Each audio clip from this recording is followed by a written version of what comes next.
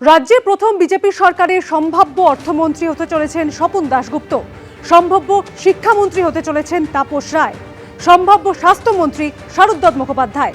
এ বিষয়ে আরো বিস্তারিত জানাবেন আমাদের সঙ্গে টেলিফোন লাইনে রয়েছেন আমাদের প্রতিনিধি শিবাশিস মৌলিক। শিবাশিস, কি জানতে পারছো? দেখো, এখন পর্যন্ত যেমনটা জানা যাচ্ছে তাতে গতকালকেই কিন্তু পশ্চিমবঙ্গের নতুন যে বিজেপি সরকার 1 মাস পূর্ণ করেছে। কারণ 9ই মে শপথ নিয়েছিলেন মুখ্যমন্ত্রী সহ 5 ক্যাবিনেট মন্ত্রী এবং গতকালই 9ই জুন ছিল। গতকাল রাতে একটা মোটামুটি কাঠামো তৈরি করা হয়েছে রাজ্য মন্ত্রিসভার।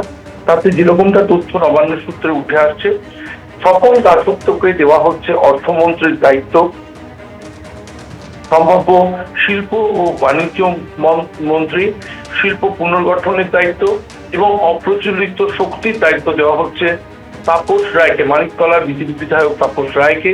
সম্ভাব্য স্বাস্থ্যমন্ত্রী হচ্ছেন শারদ মুখোপাধ্যায়, সম্ভাব্য উচ্চ শিক্ষামন্ত্রী হচ্ছেন জগন্নাথ চট্টোপাধ্যায়, সম্ভাব্য স্কুল শিক্ষা বস্ত্রমন্ত্রী হচ্ছেন দীপক বর্মন, তার সঙ্গে আবাসনের দায়িত্ব তাকে দেওয়া হচ্ছে। সম্ভাব্য পরিবহন ও শ্রম দপ্তরের মন্ত্রী হচ্ছেন অর্জুন সিং, সম্ভাব্য কৃষিমন্ত্রী হচ্ছেন দুধ কুমার মণ্ডল, সম্ভাব্য পরিষদীয় মন্ত্রী হচ্ছেন শঙ্কর ঘোষ, সঙ্গে পর্যটনের দায়িত্ব তার উপর থাকবে। সম্ভাব্য বনমন্ত্রী হচ্ছেন মনোজ ওরাও, এর সঙ্গে পরিবেশ দপ্তর তাকে দেওয়া হয়েছে। আপাতত যা তথ্য উঠে আসছে তাতে স্বরাষ্ট্র, আইন, বিদ্যুৎ, ভূমি সংস্কার দপ্তরের মতো বেশ কিছু দপ্তর কিন্তু মুখ্যমন্ত্রী শুভেন্দু অধিকারী নিজের হাতেই রাখবেন। এর পাশাপাশি স্বাধীন দায়িত্বপ্রাপ্ত প্রতিমন্ত্রী যারা রয়েছেন তাদের মধ্যে ইন্দ্রনীল খাঁ, তাকে ক্রেতা সুরক্ষা দপ্তর এবং যুব কল্যাণ ও ক্রীড়া দেওয়ার কথা উঠে আসছে নবান্ন সূত্রে।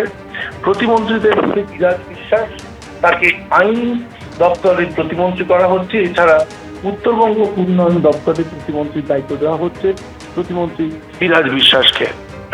ধন্যবাদ শিবাশিস।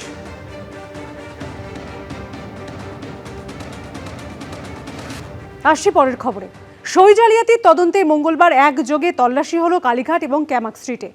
সিআইডি সূত্রে দাবি, সই জালিয়াতির শিকড় অর্থাৎ আসল রেজলিউশন বুক খুঁজতেই এই অভিযান। আর এই তদন্তে অভিষেক বন্দ্যোপাধ্যায়কে নোটিশ পাঠিয়ে আসল রেজলিউশন বুক নিয়ে আসতে বলা হয়। মঙ্গলবার তিনি চিঠি দিয়ে জানান, আসল রেজলিউশন বুক তাদের কাছে নেই। সিআইডি সূত্রে দাবি, এরপরই তল্লাশির সিদ্ধান্ত নেওয়া হয়। তৃণমূলের সই জালিয়াতি কাণ্ডের তদন্তে একই দিনে 2 জায়গায় সিআইডি রেড। একদিকে 30B হরিশ চ্যাটার্জি স্ট্রিটে মমতা বন্দ্যোপাধ্যায়ের বাড়ি লাগোয়া তৃণমূলের পার্টি অফিস, অন্যদিকে 9 নম্বর ক্যামাক স্ট্রিটে অভিষেক বন্দ্যোপাধ্যায়ের অফিস। সিআইডি সূত্রে দাবি, সই জালিয়াতির শেকড় অর্থাৎ আসল রেজলিউশন বুক খুঁজতেই এই রেড। মমতা দিল্লি থাকলে এখানে কেউ কাজ করবে না, সরকার পাল্টে গেছে, এটা মানে ভুলে গেছেন।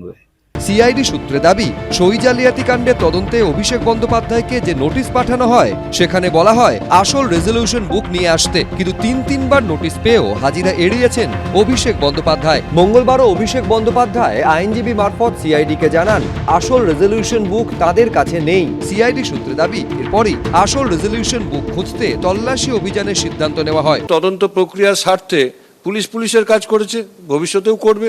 আর যারা তদন্তে সহযোগিতা করবেন না তাদের জন্য ভারতবর্ষের নির্দিষ্ট আইন আছে, সেই আইন মতো সিআইডি ব্যবস্থা নেবে। সিআইডি সূত্রে দাবি, অভিষেক বন্দ্যোপাধ্যায় স্পিকারকে যে চিঠি দিয়েছিলেন সেখানে উল্লেখ ছিল তৃণমূলের সেন্ট্রাল পার্টি অফিসের ঠিকানা 30B হরিশ চ্যাটার্জি স্ট্রিট আর তৃণমূলের সেক্রেটারিয়েট 9 নম্বর ক্যামাক স্ট্রিট। আর যে বৈঠকে সই জালিয়াতি হয়েছিল বলে জানা গেছে তা ছিল 30B হরিশ চ্যাটার্জি স্ট্রিটে। সেই কারণেই এই 2 জায়গায় তল্লাশি চালানো হয়। ওনারা এসেছিলেন মমতা বন্দ্যোপাধ্যায়ের অফিস সার্চ করার জন্য। ওদের বক্তব্য হচ্ছে, যেহেতু 30B হরিশ চ্যাটার্জি স্ট্রিটে রেজুলেশন নেওয়া হয়েছে, অতএব রেজুলেশনের কপি এখানে আছে, অতএব রেজুলেশনটা এখানে সার্চ করার জন্য এসছে। বিধানসভার স্পিকারকে চিঠি দিয়ে অভিষেক বন্দ্যোপাধ্যায় জানিয়েছিলেন বিরোধী দলনেতা হিসেবে শোভনদেব চট্টোপাধ্যায়কে বেছে নেওয়া হয়েছে। এরপর বিধানসভার স্পিকার নির্দেশ দেন, যে বৈঠকে শোভনদেব চট্টোপাধ্যায়কে বিরোধী দলনেতা হিসেবে মনোনীত করা হয়েছে সেই বৈঠকের প্রস্তাব বিধায়কদের সইসহ বিধানসভায় জমা দিতে হবে। সেই মতো বিধায়কদের সইসহ একটি চিঠি পাঠান অভিষেক বন্দ্যোপাধ্যায়, কিন্তু সেই প্রস্তাব বা রেজলিউশনেই তৃণমূল বিধায়কদের সই জালিয়াতি সামনে আসে। তা নিয়ে চাঞ্চল্যকর অভিযোগ তোলেন তৎকালীন তৃণমূলের বিধায়ক ঋতব্রত বন্দ্যোপাধ্যায়। আমাদের বক্তব্য ছিল 6 তারিখ যে মিটিং হয় সেই মিটিংয়ে কোনো রেজলিউশন নেওয়া হয়নি। 19 তারিখ অ্যাটেন্ডেন্স দেওয়ার সময় বলা হয় যে 6 তারিখ, মানে ডেটটা লিখুন 6 তারিখ, তো 19 তারিখ সই করা হচ্ছে। সিআইডি সূত্রে দাবি, যে তৃণমূল বিধায়করা সই করেছিলেন তাদের বয়ান রেকর্ড করা হয়েছে, হাতের লেখাও পরীক্ষা করা হয়েছে। 3 জন জানিয়েছেন তারা সই করেননি। আমাকে দেখালেন সিগনেচারটা, তো সিগনেচারটা দেখে আমি অবাক হলাম যে এই সিগনেচারটা আমি তো করিনি।